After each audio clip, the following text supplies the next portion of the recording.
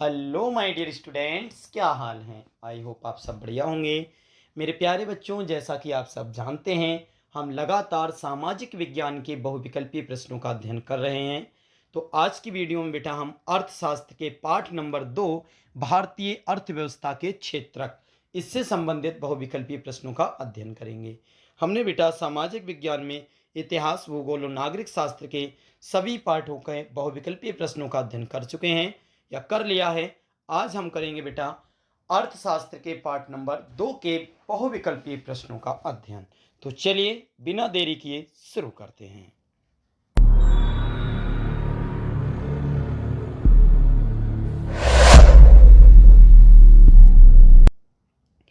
देखिए मेरे प्यारे बच्चों, सबसे पहले हेडिंग है बहुविकल्पीय प्रश्न। एक अंक सही विकल्प चुनिए। इसका अर्थ है बेटा, अगर प्रश्न आपका एक सही जाएगा तो बोर्ड एग्जाम में आपको 1 नंबर मिलने वाले हैं। पहला प्रश्न है बेटा, निम्न में से कौन निजी क्षेत्र का प्रमुख उद्देश्य है। निम्न में से कौन निजी क्षेत्र का प्रमुख उद्देश्य है। ऑप्शन का है बेटा अधिकाधिक लाभार्जन करना। ऑप्शन खा है लोक कल्याण करना। ऑप्शन गा है जन सुविधाओं को उपलब्ध कराना।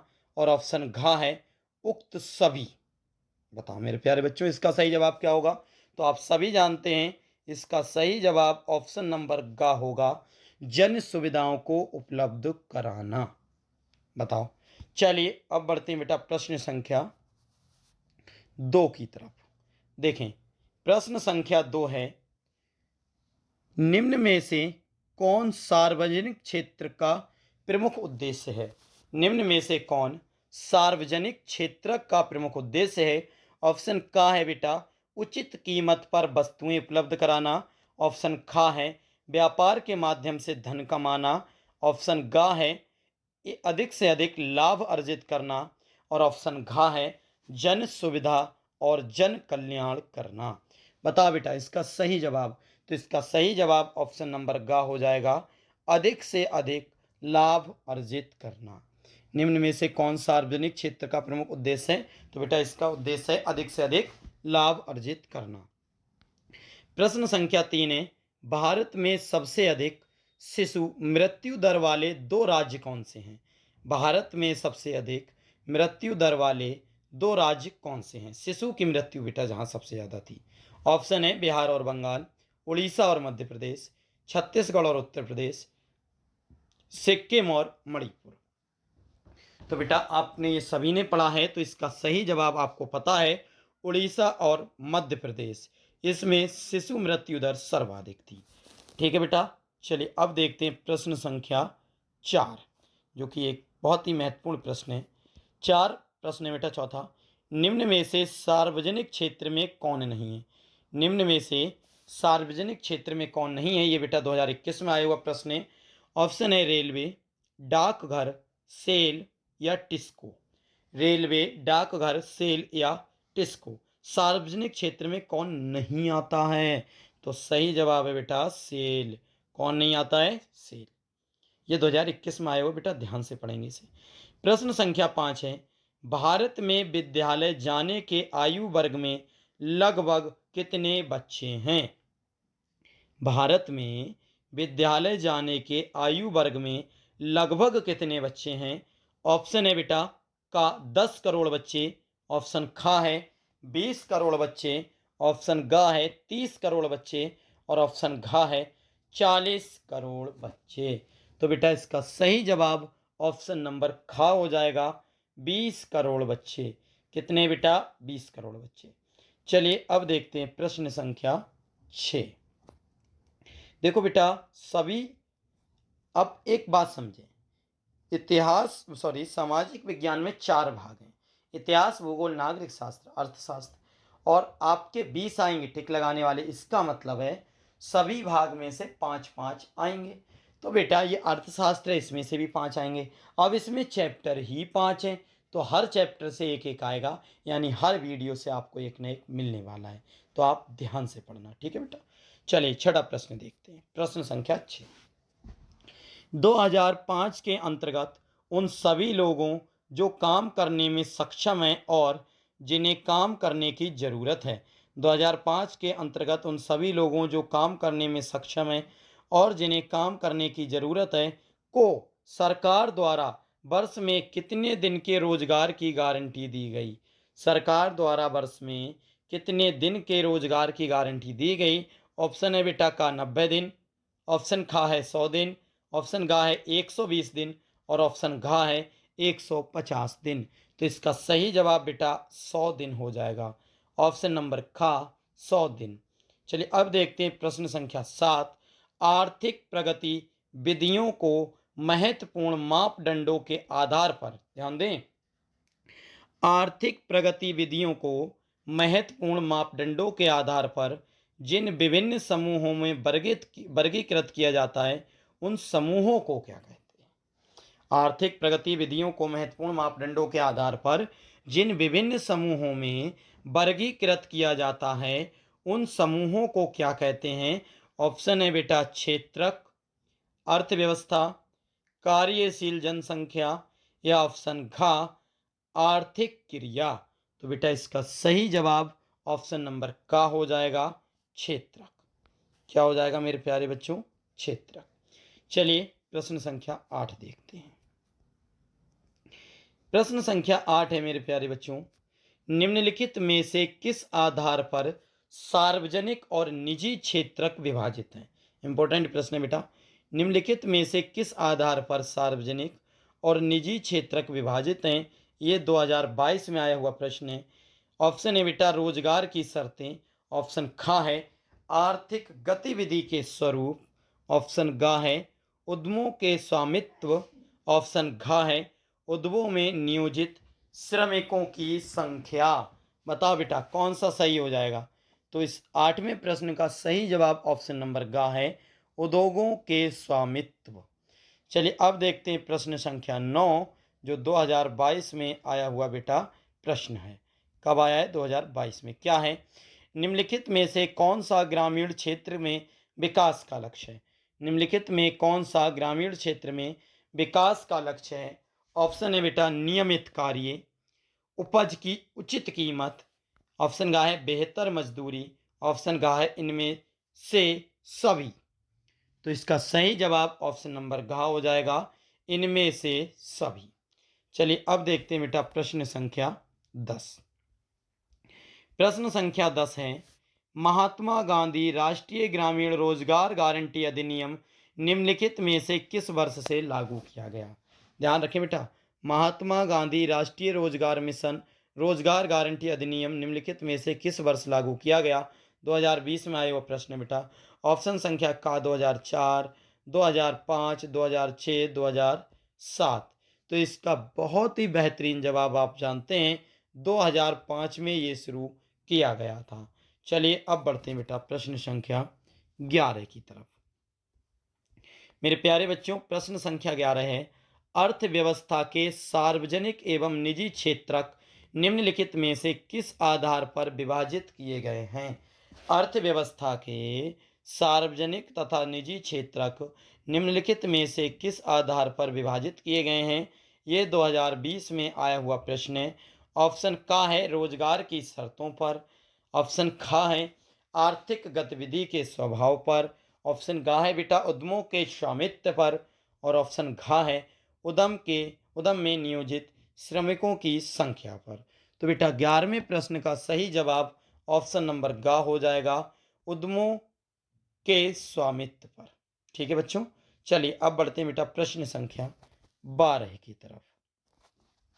प्रश्न संख्या 12 की तरफ मेरे प्यारे बच्चों प्रश्न संख्या 12 को ध्यान से देखें क्योंकि सबसे महत्वपूर्ण यही प्रश्न है इस चैप्टर में।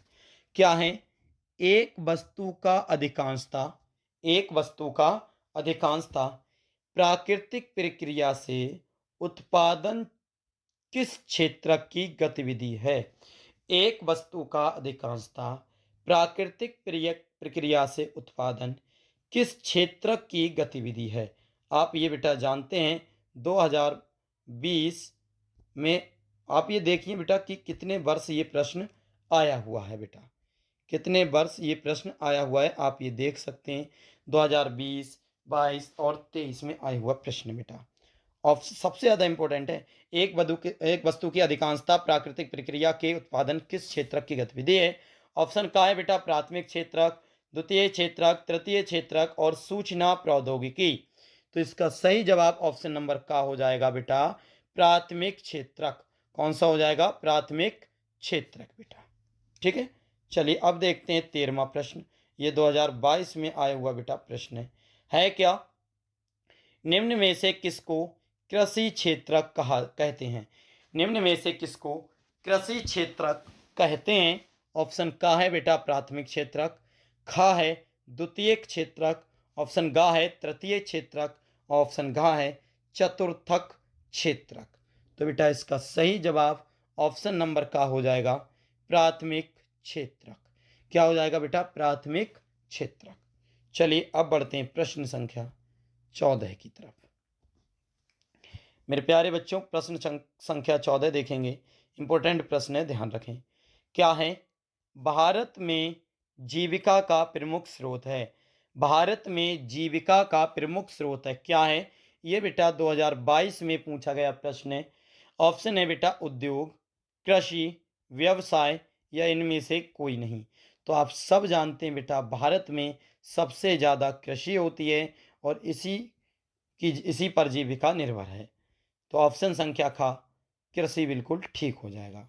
प्रश्न संख्या 15 इंपॉर्टेंट है बेटा, 2022-23 में आया हुआ प्रश्न है। क्या है बेटा 15वां? सेवा क्षेत्र निम्नलिखित में से किस क्षेत्र में सम्मिलित किया जाता है? सेवा क्षेत्र निम्नलिखित में से किस क्षेत्र में सम्मिलित किया जाता है? ऑप्शन है बेटा प्राथमिक क्षेत्र, द्वितीयक क्षेत्र, तृतीयक क्षेत्र या इनमें से कोई नहीं। प्राथमिक क्षेत्र, द्वितीयक क्षेत्र, तृतीयक क्षेत्र, इनमें से कोई नहीं। तो बेटा इसका सही जवाब ऑप्शन नंबर गा है तृतीयक क्षेत्र। क्या है बेटा? तृतीयक क्षेत्र। चलिए अब देखते हैं बेटा प्रश्न संख्या 16 है। प्रश्न संख्या 16 है मेरे प्यारे बच्चों। निम्नलिखित में से कौन सा व्यक्ति अर्थव्यवस्था के प्राथमिक क्षेत्र से संबंधित है? निम्नलिखित में से इंपॉर्टेंट प्रश्न है बेटा, इस बार के लिए तो बहुत ही इंपॉर्टेंट है। इसे आप इसे इंपॉर्टेंट लगा लें, मोस्ट इंपॉर्टेंट है बेटा इस बार के लिए। निम्नलिखित में से कौन सा व्यक्ति अर्थव्यवस्था के प्राथमिक क्षेत्र से संबंधित है? तो बेटा ध्यान से देखें, ऑप्शन का है मछुआरा, खा है शिक्षक, गा है डाकिया और घा है व्यापारी। बताओ, तो इसका सही जवाब ऑप्शन नंबर का है बेटा मछुआरा। क्या है? मछुआरा। देखते हैं बेटा प्रश्न संख्या 17। निम्नलिखित में से कौन सा व्यक्ति असंगठित क्षेत्र के अंतर्गत आता है? निम्नलिखित में से कौन सा व्यक्ति असंगठित क्षेत्र के अंतर्गत आता है? ये बेटा 2023 में आया हुआ प्रश्न है। ऑप्शन है कृषि मजदूर, बैंक मैनेजर, राजपत्रित अधिकारी या फिर सैनिक। कृषि मजदूर, बैंक मैनेजर, राजपत्रित अधिकारी या सैनिक। तो बेटा 17वें प्रश्न का सही जवाब है मेरे प्यारे बच्चों ऑप्शन नंबर का कृषि मजदूर। चलिए अब बढ़ते हैं प्रश्न संख्या 18 की तरफ।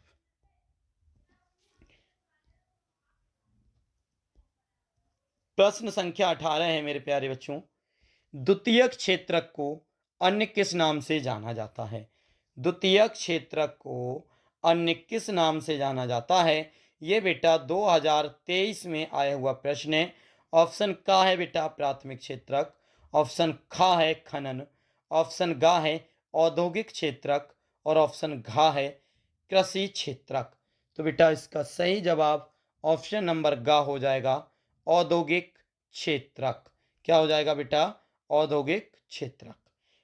द्वितीयक क्षेत्रक को किस नाम से जाना जाता है? औद्योगिक क्षेत्रक। चलिए अब देखते हैं प्रश्न संख्या 19। क्या है? सार्वजनिक और निजी क्षेत्रक के विभाजन का आधार क्या है? सार्वजनिक और निजी क्षेत्रक के विभाजन का आधार क्या है? बेटा 2023 में आया हुआ प्रश्न है। क्या है आधार? ऑप्शन का है रोजगार की शर्तें, ऑप्शन खा है आर्थिक गतिविधि की प्रकृति, ऑप्शन गा है बेटा उद्यमों का स्वामित्व और ऑप्शन घा है उद्यमों में नियोजित श्रमिकों की संख्या। बताओ बेटा इन चार में कौन सा सही है? तो ऑप्शन नंबर गा बिल्कुल ठीक है, उद्यमों का स्वामित्व। ठीक है बेटा। सार्वजनिक और निजी क्षेत्र के विभाजन का आधार है उद्यमों का स्वामित्व। चलिए अब बढ़ते हैं बेटा प्रश्न संख्या 20 की तरफ मेरे प्यारे बच्चों। किसकी तरफ? 20 की तरफ। ध्यान से देखेंगे तो प्रश्न संख्या 20 है, निम्नलिखित में से कौन सा ग्रामीण क्षेत्र के विकास का लक्ष्य है? निम्नलिखित में से कौन सा ग्रामीण क्षेत्र के विकास का लक्ष्य है? ये बेटा 2023 में आया हुआ प्रश्न है। ऑप्शन है मेरे प्यारे बच्चों, नियमित कार्य, उपज की उचित कीमत, बेहतर मजदूरी। ऑप्शन नंबर गा क्या है बेटा? बेहतर मजदूरी। और ऑप्शन घा है इनमें से सभी। बताओ तो कौन सा होगा? तो बेटा प्रश्न संख्या 20 का घ ऑप्शन बिल्कुल ठीक है, इनमें से सभी। निम्नलिखित में से कौन सा ग्रामीण क्षेत्र के विकास का लक्ष्य है बेटा? कौन सा है? इनमें से सभी। चलिए सभी हैं बेटा ग्रामीण क्षेत्रों में। तो 21वां प्रश्न देखते हैं, निम्नलिखित में से किसको कृषि एवं सहायक क्षेत्रक भी कहा जाता है? इंपॉर्टेंट लगाएंगे बेटा, 2023 में आए, इस बार भी आने की उम्मीद है। निम्नलिखित में से किसको कृषि एवं सहायक क्षेत्रक भी कहते हैं? ऑप्शन है प्यारे बच्चों, प्रारंभिक क्षेत्रक को, द्वितीयक क्षेत्रक को, तृतीयक क्षेत्रक को या चतुर्थक क्षेत्रक को। बताओ कृषि एवं सहायक क्षेत्रक भी कहते हैं किसे? प्रारंभिक, द्वितीयक, तृतीय या चतुर्थक। तो इसका सही जवाब ऑप्शन नंबर का है बेटा, प्रारंभिक क्षेत्रक को क्या कहते हैं? सहायक क्षेत्रक भी कहते हैं। चलिए बढ़ते हैं बेटा अपनी वीडियो के अंतिम प्रश्न, प्रश्न संख्या 22 की तरफ। तो बेटा प्रश्न संख्या 22 है, निम्नलिखित में से कौन सी गतिविधि प्राथमिक क्षेत्रक के अंतर्गत आती है? निम्नलिखित में से कौन सी गतिविधि प्राथमिक क्षेत्रक के अंतर्गत आती है? 2023 में आया हुआ प्रश्न है मेरे प्यारे बच्चों। और ऑप्शन है इसके, खनन, बर्तन बनाना, भवन निर्माण या सिलाई। खनन, बर्तन बनाना, भवन निर्माण या फिर सिलाई। तो इसका सही जवाब ऑप्शन नंबर का होगा मेरे प्यारे बच्चों। क्या है? ऑप्शन नंबर का है बेटा। क्या है? का हो जाएगा, खनन।